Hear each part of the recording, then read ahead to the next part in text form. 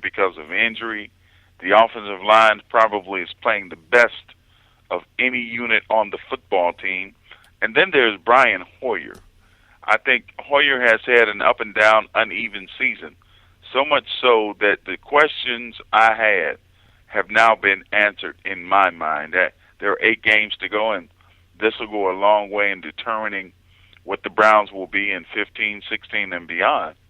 But I would say that Brian Hoyer is an inconsistently inaccurate passer who rises to the occasion, much like Brian Sipe. Brian Sipe wasn't, in my mind, extremely accurate. He wasn't overly athletic. He wasn't big and strong. But what he was a winner in those times where you needed a guy to make a play and step up. He would make a throw. He would make a scramble. He would do something to get that team to a win. Ultimately, that wasn't enough because they couldn't afford the Steelers, the Bengals, or the Oilers to get to where they wanted to go, except for 1980.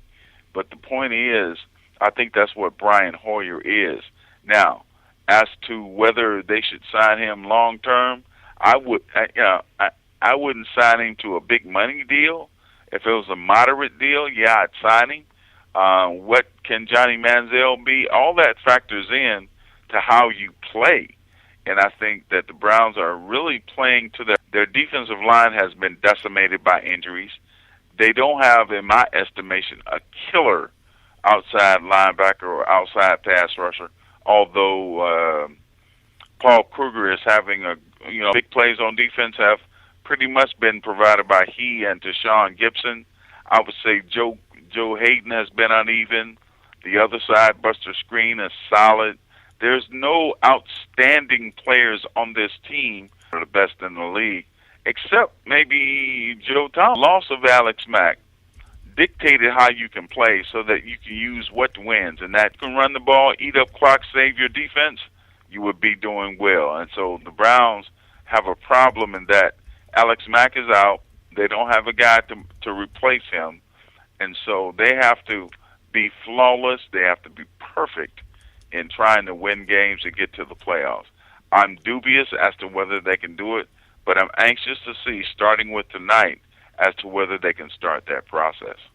You know what? Looking at, and I'm with you, when I look ahead to the next 8, and I go, man, I can see scenarios where they lose a bunch of these, win a bunch. I mean, really, it depends on, and we talk so much, it's week to week, not just with the Browns, but what state are those various teams in when you come across them, because matchups mean so much in the NFL. But looking ahead, and you mentioned, with that dearth of playmakers, now Jordan Cameron is obviously a bit sketchy because you don't know what his physical limitations will be as far as getting injured again. But I think it's safe to project that within the next 2 games, you'll have him back at some form in this offense, along with Josh Gordon in one more game after tonight. I don't expect Josh Gordon. Some people think you're just going to drop him, but then again, these are the same people that thought that the Cavs were just going to win every single game plopped in front of them. You don't just drop Josh Gordon on the field and he goes, hey, I'm going to catch for 300 yards a game or whatever. If he can, whatever he gives you is going to be a bonus, but he gives you the presence of what he's done in the past.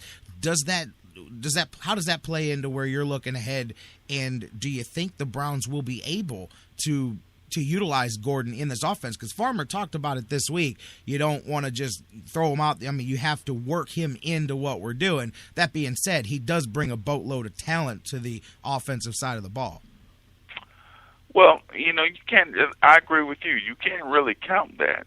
I mean, you can know he's there, and you can have his influence on the overall offense if the defense falls for that. Again, Hoyer is going to have to make accurate, on-time throws. There's no question about it, because Josh Gordon, if he comes back, if he doesn't do another boneheaded, knuckleheaded thing, he's going to be playing from behind. He hasn't played in a game since the preseason. His wind is off. His football legs are not there. And he's coming in the 10th game. I would say he'd be up to speed by the 12th game, 13th game. That leaves you 3. So what you're really saying is you hope he's up to speed by about the 12th or 13th game. That's basically what you're looking at. As far as Cameron, you need those guys to be in concert. I mean, you really need all of them, again, all of them operating at an optimal level. You need Josh Gordon. You need Jordan Cameron. Unfortunately, with concussions, there's a cumulative effect. So what you don't know is how his body will react once he gets hit again. And let's face it, this is professional football. Every hit is hard. Every hit hurts. I wonder how I played football even at the lower levels with the physicality that's present. That shows you how, I guess, crazy football players at all levels are because they ignore pain even when they do the most rudimentary things. So you can't really count on now. Now, when he gets back, well, if he gets to playing well, both guys, and add to the quiver that you Falcons and the Panthers. And the other thing is the other guys have to stay healthy and keep their levels to their current outputs. So you don't know that. You don't know if Terrence West or Ben Tate, who's always hurt, is going to stay healthy. You don't know if, Isaiah Crowell or Terrence West are going to go in Mike Pettine's doghouse. You don't know if the offensive line are going to get healthy. So it's really hard to prognosticate other than to say if they stay like they are now, they have a chance. And that's how the NFL, and that's the good thing about all of this, is that the NFL is formulated such that the worst teams can lose to the best. Yep. The best teams can lose to the worst. It's just, 50-50 every week. And many teams aren't out of that actuarial table as far as NFL teams or NFL players or the talents of those, teams and players. So the Cleveland Browns or the Jacksonville enough to play each other, and the Jacksonville Jaguars with no wins can beat the Browns. I don't know. So I think the Browns have an opportunity that's in front of them. The one thing is that they know if they play well, they can do some things. 3-4 more wins will get it done. If they go 500 in the second half of the season, they'll be 9-7, and 9-7 might be good enough to make the playoffs, but they have to do it. So we'll see if they can do it starting with tonight.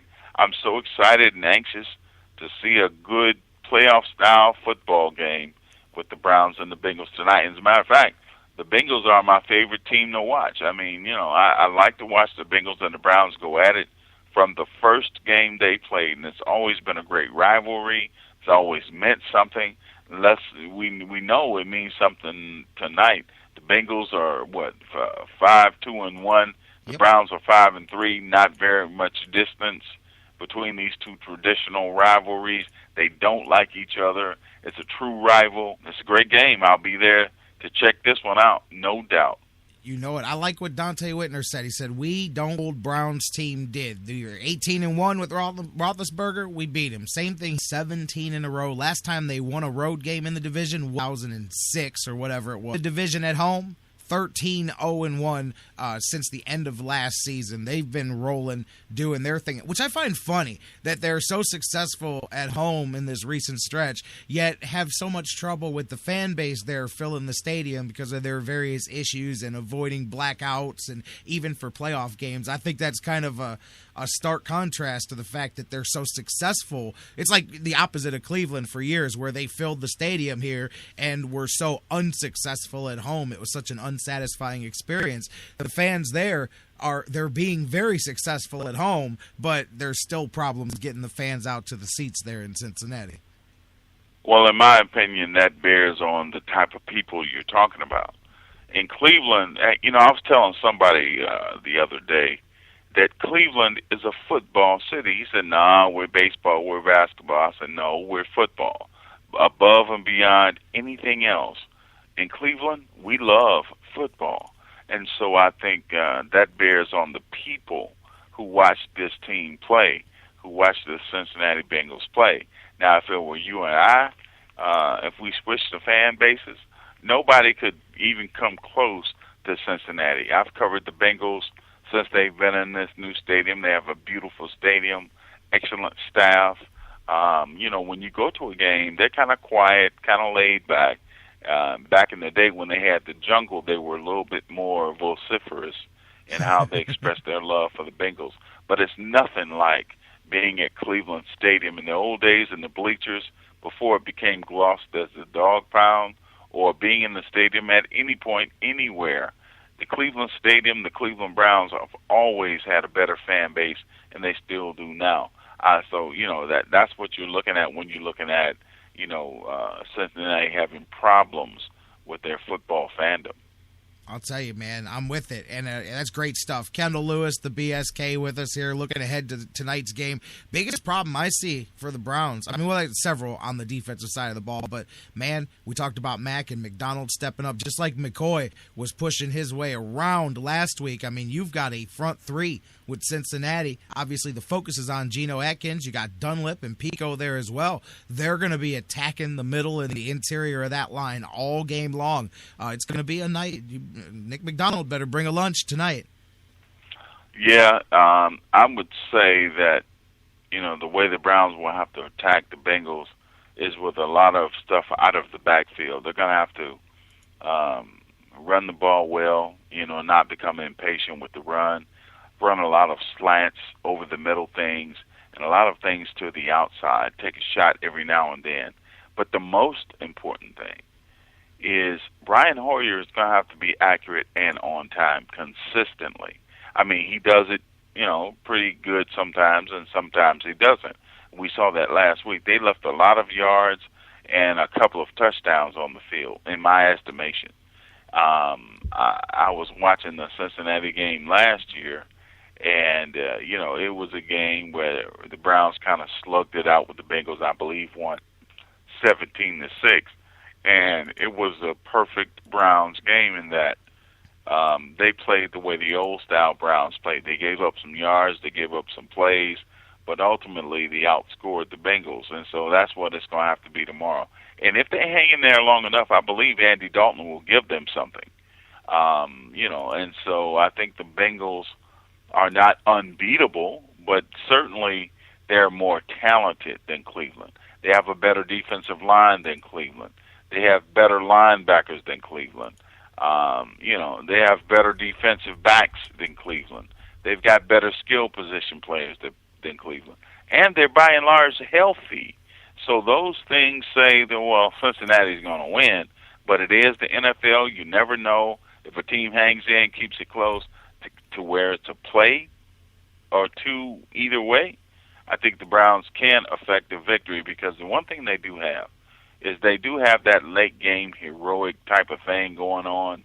It infuses a team. And when you go, I hate to lose, I hate losing more than I like winning, and I'm very competitive, it's hard for you to be beaten no matter what your talent level is because people believe it's about the heart too.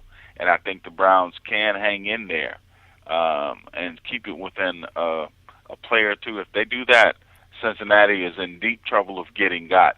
Because finally, the last thing I know is that Brian Hoyer performs well in those late game situations. So there's an opportunity. The Browns can't let the game get away from them. They can't let the stage be too big Thursday night. Everybody watching. They got to do Cleveland proud, and they've got to do themselves proud and compete all 60 minutes. If they do that and Hoyer is on his game, they have a chance to beat Cincinnati. We'll be surprised probably if A.J. Green gets loose, gets healthy all of a sudden, if that passing game gets going, if Andy Dalton is having a good game, and if Geno Atkins and his buddies are raising havoc, then the problems will be huge for the Cleveland Browns, and they'll get run out of Paul Brown Stadium. My last question, Kendall. The two flip-flopped wide receivers who have switched places since last year, and what a difference in their statements this week. Andrew Hawkins, nothing but the most respectful thing to say. He said, I couldn't write a better story than my one with the Bengals. Meanwhile, Greg Little, somebody has to pay for him not having a job. He says he's coming in and he's going to work his former team. Who has the better night against their former team tonight, Hawkins or Little? Oh, Hawkins, without a doubt. Greg Little can't play. That's why he's not in Cleveland. I'll state it as plainly as I can. Greg Little can't play. He can't catch. He's a receiver that doesn't receive. So now how He's a does he running have back.